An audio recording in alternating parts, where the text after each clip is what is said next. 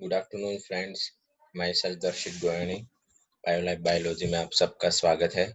Chapter number 12 biotechnology and its applications के अंदर हमने लास्ट लेक्चर के अंदर देखा ट्रांसजेनिक एनिमल्स और उसके एप्लीकेशंस ह्यूमन वेलफेयर के दौरान। तो today we will be discuss ethical issues and biopiracy ethical issues and bioperesis. What is the ethical issues for the biotechnologies? Biotechnology और इसकी एप्लीकेशंस और बायोटेक्नोलॉजी को यूजेस करने में कौन कौन से प्रॉब्लम क्रिएट हुए थे।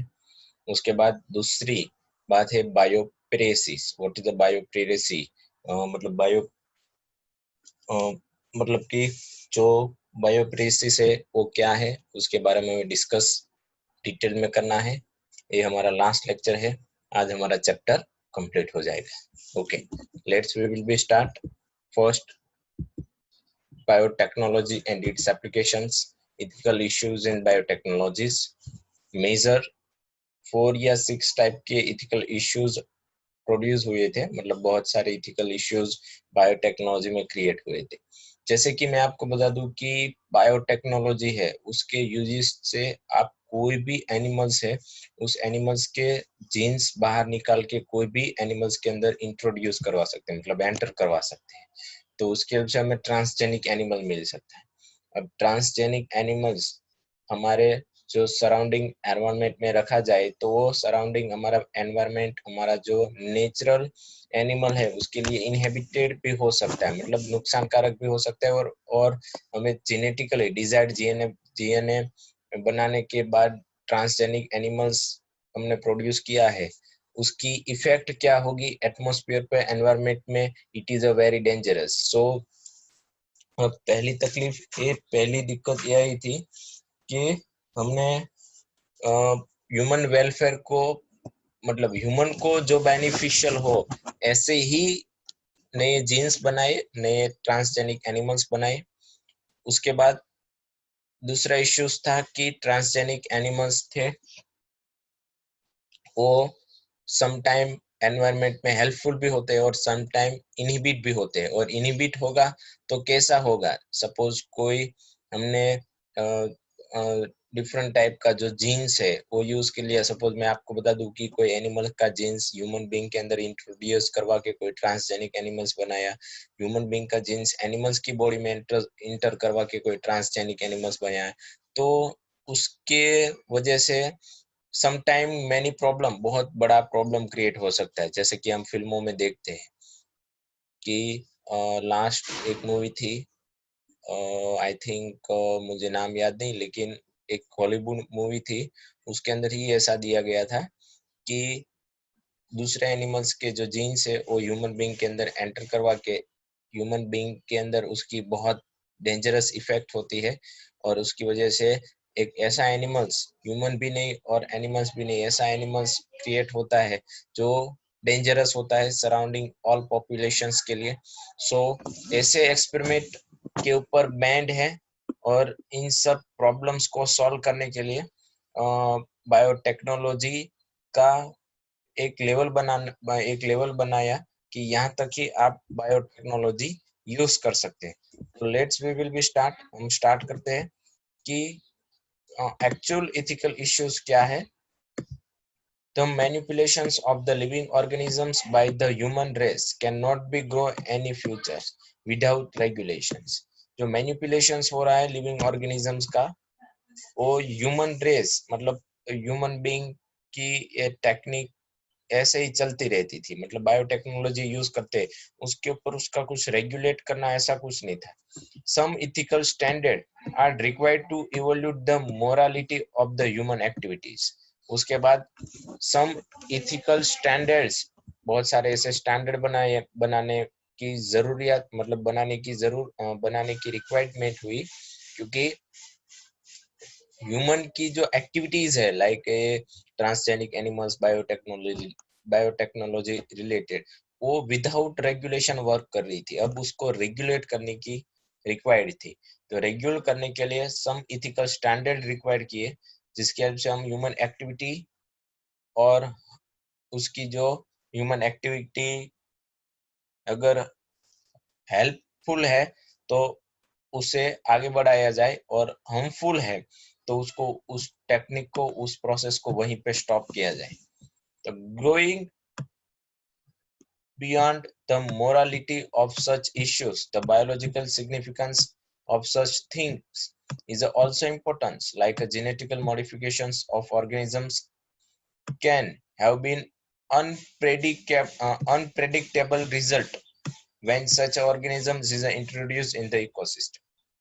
कोई दूसरा जो ट्रांसजेनिक एनिमल्स हमने इकोसिस्टम में इंट्रोड्यूस करवाया तो उसका जो रिजल्ट्स है वो अनप्रेडिक्टेबल होगा, मतलब हमें सोच भी नहीं सकते ऐसा उसके रिजल्ट्स हमें मिल सकते हैं। सो देयरफॉर ये सारी चीजें रोकने के लिए Indian government as a setup organisation such, so Indian government ने एक बायोटेक्नोलॉजी रिलेटेड ऑर्गेनाइजेशन सेटअप किया। अगर आपको बायोटेक्नोलॉजी रिलेटेड ट्रांसजेनिक एनिमल्स कोई भी प्रोसेस करनी है तो इस ऑर्गेनाइजेशन की परमिशन लेनी है। उस ऑर्गेनाइजेशन का नाम है GEAC। GEAC genetically engineer approve commute, genetically engineering approve community, commute कह सकते हैं कि जेनेटिकली इंजीनियरिंग, अगर जेनेटिकली इंजीनियर आपको करना है, जीन्स डिजायर्ड जीन्स बनाने हैं, तो अगर आपने अपना कॉन्सेप्ट यहाँ पे पास आउट करवाना है पहले, फिर ही आप अपना वर्कआउट कर सकते हैं। और ऑल इंडिया में जितने भी genetically modification, genetically engineering, biotechnology related organisation है वो सब GEAC के अंडर होती है, which will make decisions regarding the validity of GM research and safety of the introducing GM organism for the public service। ये GAC क्या करेगा कि जो भी आपने GM बनाया है, जो भी आपने ट्रांसजेनिक एनिमल्स के लिए रिसर्च कर रहे हैं तो वो सेफ है, पहले तो वो देखेंगे। उसके बाद सेफ्टी है तो उस ऑर्गेनिजम्स को पब्लिक सर्विस के लिए हम इंट्रोड्यूस करवा सकते हैं कि नहीं, उसकी परमिशन आपको ये GAC में से मिल सकती है। लाइक आपने कोई ट्रांसजेनिक कैट बनाई है, ट्रांसजेनिक काउ बनाई है, ट्रांसजेनिक एनिमल्स कोई भी बनाए, उसकी अप्रूवल आपको GAC में से लेनी होगी। The modifications and uses of living organisms for the public service as a food, as a medicine resource, for example, has also created problem with the pattern graded for the same। हम कौन सी condition में GM कर सकते हैं, genetically modification कर सकते हैं। GM मतलब जेनेटिकली मॉडिफिकेशन। हम कौन सी कंडीशन में GM कर सकते हैं, तो अगर आपको कोई मेडिसिन बनानी है, फूड प्रोडक्शन करवाना है, ऐसा कुछ चीज है तो आप GM कर सकते हैं और लिविंग ऑर्गेनिजम्स बना सकते हैं और उसकी हेल्प से हमें मेडिसिन मिल सकती है, फूड प्रोडक्शन अच्छा हो सकता है, एक्सेट्रा एक्सेट्रा प्रोसेस हो सकती है। बट ये होने के बाद सपोज आपने कोई ऐसा जेनेटिकली मॉडिफाई ऑर्गेनिज्म बना दिया है जो पर्टिकुलरली, आपको बता दूं कि अभी रिसेंट टॉपिक हमारा कोविड-19, तो कोविड-19 के अगेंस्ट एंटीबॉडी बनाता है और उसको इफेक्ट करता है, ऐसा जीन्स आपने बनाया, जेनेटिकली मॉडिफाई ऑर्गेनिज्म बनाए। अब उसकी पैटर्न्स रिलेटेड भी बहुत सारे इश्यूज क्रिएट होने लगे। उसकी पैटर्न्स मतलब क्या, पहले तो हमें ये समझना होगा कि व्हाट इज अ पैटर्न्स। तो आपको मैं बता दूं कि पैटर्न्स मतलब आपने GM बनाया है तो GM किस तरह से बनाया, उसमें क्या क्या चेंजेस की, पूरी प्रोसेस क्या है और किसने बनाया। सपोज कोई साइंटिस्ट है उसने बनाया तो उसको GEAC में उसकी पैटर्न लेनी होगी कि ये जेनेटिकली मॉडिफाइड ऑर्गेनिजम्स मैंने प्रोड्यूस किया है, इसकी पैटर्न्स मतलब इसका जेनेटिकली पैटर्न्स मतलब उसका जेनेटिकली डिजाइन ऐसा है, मतलब उसका जीन्स ऐसा है, उसके अंदर न्यूक्लियोटाइड की चेन ऐसी ऐसी है, पूरी उसकी पैटर्न देनी है कि ये पूरा ऑर्गेनिजम्स, इसका है बेनिफिट, ये उसका अप्रूवल एक्सेट्रा, और आपको अपने नाम से रजिस्टर करवाना होगा। अब ये genetically modified organisms all world में कहीं पे भी यूज होगा तो आपकी परमिशन के बिना ये यूज नहीं कर सकते, उसको बोलते हैं कॉपीराइट और पैटर्न्स। तो पैटर्न के इश्यू क्रिएट होने लगे, पहले नहीं थे, पहले तो किसी को पता ही नहीं था, लेकिन अब जैसे जैसे मेडिसिन प्रोड्यूस करने वाले GM मिले, फूड रिसोर्स बढ़ाए, ऐसे GM मिले। लाइक हमने काऊ बनाई, काऊ के अंदर मिल्क प्रोडक्शन अच्छा हो रहा है, तो ऐसी काऊ इंडिया के अंदर, इंडिया के साइंटिस्टों ने फर्स्ट बार प्रैक्टिकल्स और बहुत सालों की मेहनत के बाद बनाया। अब उसी काऊ के जीन्स डायरेक्टली फॉरेन कंट्री वाले या कोई यूज कर ले तो दैट इज अ प्रॉब्लमेटिक, बहुत सारे प्रॉब्लम्स क्रिएट हो सकते हैं और ये इलीगल पूरा होता है क्योंकि जिसने ये जीन्स बनाया है उसको जिसने भी ये रिसर्च किया है उसकी उस रिसर्च की कुछ वैल्यू ही नहीं रहेगी, उस रिसर्च की कुछ वैल्यू ही नहीं रहेगी। तो इसके लिए उस प्रेटम रिलेटेड प्रॉब्लम भी क्रिएट होने लगे। तो देखते हैं कैसे कैसे प्रॉब्लम क्रिएट हुए थे, क्या क्या हुआ, पूरी हिस्ट्री है हमारे पास, हमारी बुक्स के अंदर ही दी है। Trademark and pattern related problems, what is a trademark and what is a patterns. Trademark मतलब बता दूं कि आपने कोई ग्रोथ जेनेटिकली मॉडिफाइड ऑर्गेनिज्म बनाया है, उसकी हेल्प से कोई प्रोडक्शन किया है, तो उस प्रोडक्शन को आप अदर कंट्री में किस तरह से बेच सकते हैं, फॉरेन में ट्रेडिंग किस तरह से कर सकते हैं। तो ट्रेडमार्क क्या है और उसकी पैटर्न्स क्या है।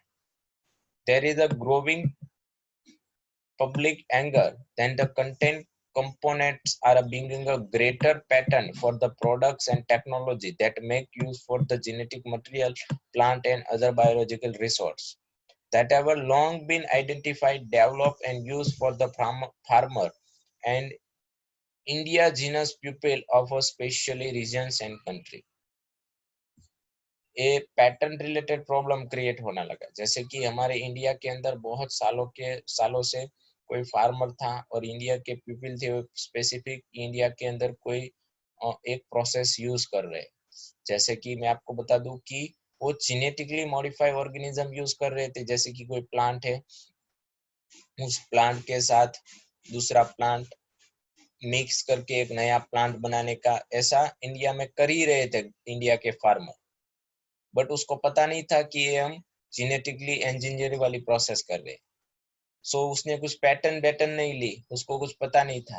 लेकिन जैसे ही ऐसा किसी साइंटिस्ट ने आइडेंटिफाई किया तो साइंटिस्ट ने क्या किया, उसकी पैटर्न ले ली और पैटर्न लेने के बाद उसके ऊपर थप्पा लगाया कि अगर ये चीज इस टेक्निकी का यूज आप करते हो तो विथ माय परमिशन और मुझे आप आपको मुझे चार्ज देना पड़ेगा क्योंकि आप मेरी तकनीका का यूज करते हुए मैंने ढूंढी है। क्योंकि पहले तो ऐसा था नहीं पैटर्न पैटर्न का कुछ सिलसिला।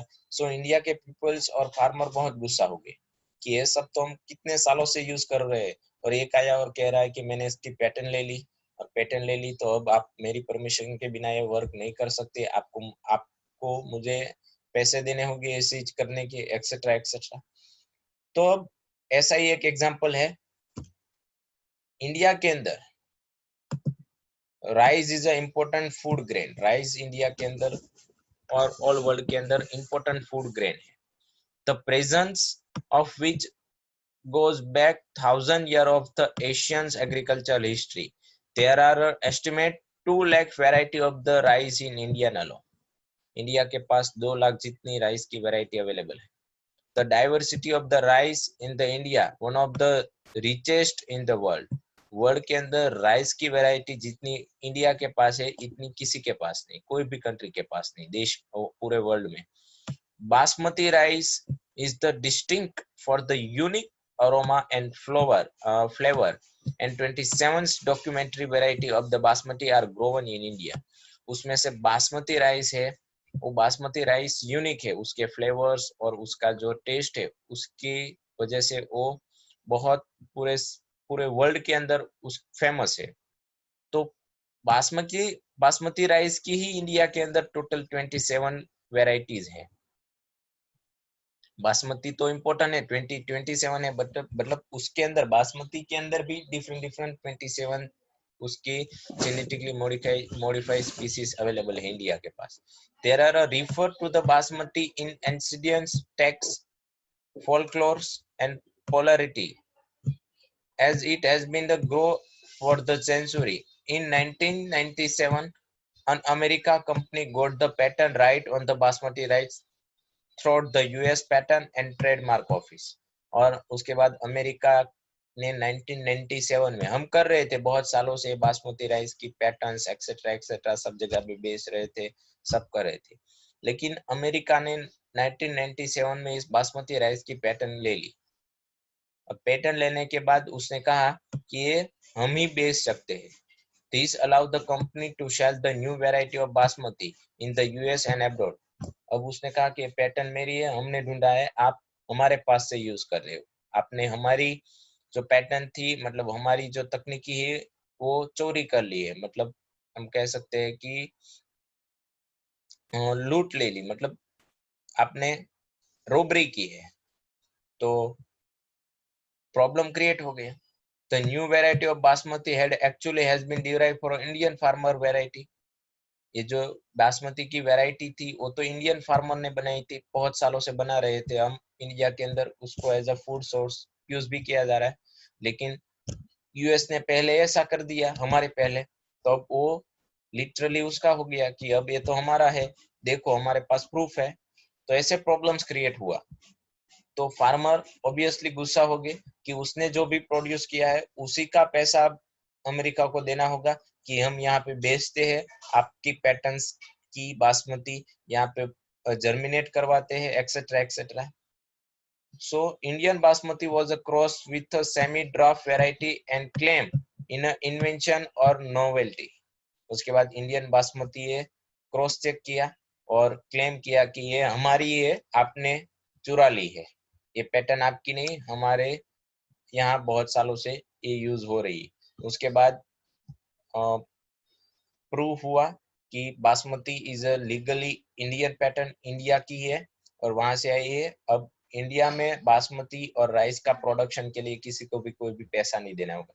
यहाँ से अगर कोई कंट्री कोई स्पीसीज हमारे इंडिया में से कोई बासमती की स्पीसीज ले जाता है, जर्मिनेट करता है, तो इंडिया को पैसे देना पड़ता है, परमिशन लेनी पड़ती है। The pattern extend to function the equivalents implying the other people selling the basmati rice could be restriction by the pattern। Pattern का वर्क है कि जिसके नाम पे पैटर्न है, जिस भी कंट्री के नाम पे पैटर्न, उसके अलावा दूसरा कोई भी इस पैटर्न को, मतलब इस प्लांट को, इस बासमती राइस को जर्मिनेट नहीं कर सकता, सेल नहीं कर सकता without permission of owner, owner की परमिशन के बिना वो सेल कर सकता नहीं है।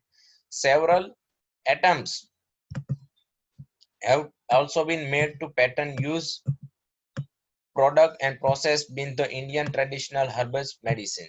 ऐसे बहुत सारे attack Indian traditional medicine Ayurvedic उसमें भी हुए, जैसे कि हम सालों से इंडियन मेडिसिन और आयुर्वेदिक का यूज कर रहे हैं, तो उसकी पैटर्न लेने की भी कोशिश की। लाइक लीम ट्री है हमारा और ट्यूमेरिक नीम है, और हमारे विलेजेस के अंदर हमने देखा है हल्दी, तो हल्दी का भी बहुत, तो आयुर्वेद के अंदर उसका नाम है, यूज होता है। तो हल्दी की पैटर्न और नीम ट्री की पैटर्न लेने की बहुत बार कोशिश की हुई, सेवरल अटेम्प्ट हुए अदर कंट्रीज ने, but if we are not vigilant and we do not immediately counter these pattern applications, other country individuals may encroach on our rich legacy and we may not be able to anything about it। और हमने उस pattern को, मतलब हमारी जो patterns थी वो patterns नहीं मिली, और अब हमें ये सारी पैटर्न्स के बारे में, हमारे इंडिया के पास जो भी ट्रेडिशनली हमारे पास है सालों से, उसको बचाने के लिए हम सारे सब पीपल को इंडिविजुअली, अवर कंट्री के इंडिविजुअली सारे पीपल को हमें बायोडाइवर्सिटी और उसके रिलेटेड जो भी हमारे पास हमारा है, जो हम सालों से करते आ रहे, उसको बचाने के लिए हमें अवेयर होना होगा, उसको बचाने के लिए हमें अवेयर होना होगा। तो ये है ट्रेडमार्क और पैटर्न का पूरा सिलसिला। उसके बाद नेक्स्ट बात की है यहाँ पे, what is a biopiracy, what is a biopiracy. तो बायो प्रेसी मतलब जैसे कि अमेरिका ने हमारी पैटर्न चुरा ली थी, तो robbery, one type of robbery करना, उसको हम बोलते हैं बायो प्रेसी। तो आइए देखते हैं, is the term used to refer to use for bio resource by the multinational companies and other organization without proper authorization from the countries and people concerned without a compensatory payment। बायोप्रेसी मतलब अगर India के पास बासमती की pattern है, तो India की company के बासमती की pattern लिए बिना, और बासमती की पैटर्न ली है, उसको पूरा जो भी पेमेंट हुआ है, सपोज इस पैटर्न को आप प्रोड्यूस कर सकते हैं, सपोज मैं आपको बता दूं कि हम अभी N95 मास्क प्रोड्यूस कर रहे हैं। तो N95 मास्क बनाने का प्रॉपर पैटर्न है कि आपको इतना इतना यूज करना है। अब इतना यूज करते हो तो आपको उसकी पैटर्न मिल सकती है, और आपको इसकी पैटर्न और इसी तरह का मास्क बनाने के लिए जिसने भी इस तकनीकी मतलब इस मास्क का प्रोडक्शन फर्स्ट टाइम किया था, उसके पास से आपको परमिशन लेनी है। अगर आप इसकी परमिशन लेते तो जो भी पेमेंट वगैरह फिक्स हुआ है कि आप जितने भी मास्क बेचो उसमें से 5% आपको उसके जो ऑथर है उसको देना होगा। अगर आपको नहीं देते तो आपको दिक्कत हो सकती है, प्रॉब्लम हो सकता है, बहुत सारा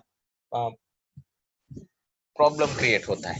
तो पेमेंट दिए बिना, परमिशन के बिना ही आप किसी की पैटर्न चुरा लो तो उसको बोलते हैं biopiracy. Most of industrial nation are rich financially but poor in biodiversity and traditional knowledge. बहुत सारे जो industrial nations are financially capable but वो बायोडाइवर्सिटी और ट्रेडिशनल नॉलेज में जीरो है। In contrast the developing and the undeveloped world is a rich in biodiversity and traditional knowledge related to bioresource. Traditional knowledge related to bioresource can be exploited to the develop modern applications and can also be used to save time, efforts and expenditure during their commercializations. कॉमर्शियलाइजेशंस। तो कॉमर्शियलाइजेशंस के अंदर आपको मैं बता दूं कि अगर कोई भी कंट्री होती है,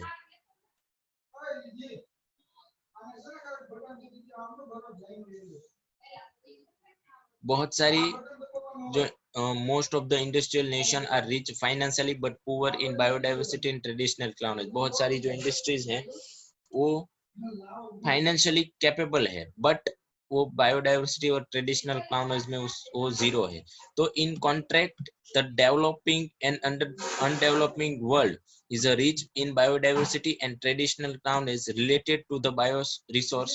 Traditional knowledge related to the bioresource can be exploited to the develop modern applications and can also be used to save the times, efforts and expenditure during their commercializations. आप अगर यूज करते हो traditional knowledge का और bio resource का, traditional knowledge हो आपके पास, तो आप कम टाइम में और कम एनर्जी में और कम खर्च में आप अपनी जो चीज है, जैसे कि आपने कोई भी चीज की पैटर्न ली है, वो कम टाइम में कम पैसे में, मतलब कम पैसे में और कम एनर्जी वेस्ट, मतलब आपकी जो एनर्जी है वेस्ट नहीं होगी और आप उसको बेच सकते हैं। तो ये पूरा फॉर्मूला था ट्रेडिशनल नॉलेज का। There has been growing the realisations of the injustices inadequate compensations and benefit sharing between the developing and developed and developing countries.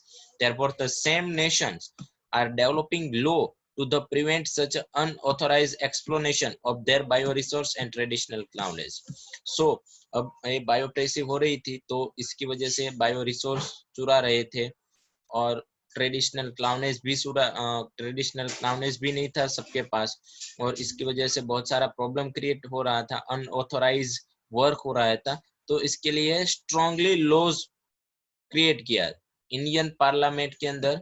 Recently ही second amendment of Indian parliament bill pass हुआ, second Indian patents bill pass हुआ जो Indian parliament के अंदर दिल्ली के अंदर। उस bill के अंदर ये जो बायोप्रेसी है, ट्रेडिशनल नॉलेज है, उसके जो लॉज है, ये जो इथिकल इश्यूज थे उसको लेके उसके अंदर जो पैटर्न है उसकी emergency provisions and research and development की इंटेंट भी है, जो इंटेंटिविटी है उसको इम्प्रूव किया गया। मतलब किस तरह से कोई भी पैटर्न्स को इमरजेंसी किसी के पास से ऑथराइज होके ले सकता है किस तरह से रिसर्च डेवलप करना है किसी को। अभी भी जैसे कि मैं आपको बता दूं, बायोटेक्नोलॉजी रिलेटेड आपको रिसर्च करना है तो आपको इंडियन पार्लियामेंट के अंदर, मतलब इंडियन पैटेंट बिल के मुताबिक आपको जो वर्क में दिक्कत आ रही थी आप इजीली अब कर सकते हैं। इमरजेंसी प्रोविजंस होता है, आपको इमरजेंसी में उसकी परमिशन मिल सकती है अगर आपका जो एम है वो अच्छा हो एक्सेट्रा। मतलब जो बहुत सारी लंबी लंबी प्रोसेस थी, बायोप्रेसी हो रही थी, वो सब हो रहा था, तो उसको स्टॉप करने के लिए रिसेंटली ही इंडियन पार्लियामेंट के अंदर Indian patent bill pass out हुआ है, जिसके हिसाब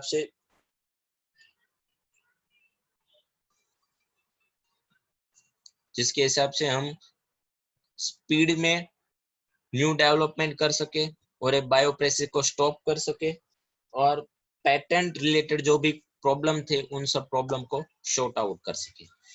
तो ये है बायोप्रेसी।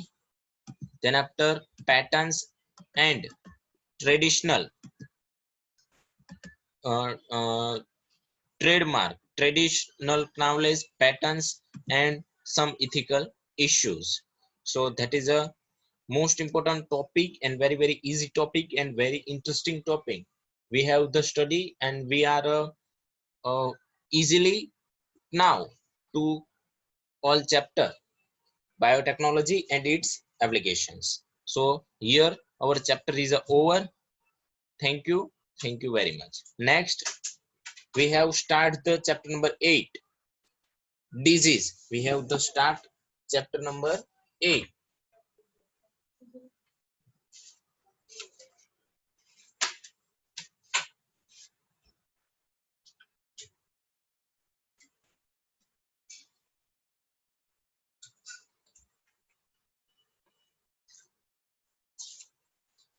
Human health and disease. We have the start chapter number 8, human health and disease. This is a very easy chapter. We have start the our next next lecture. Thank you very much.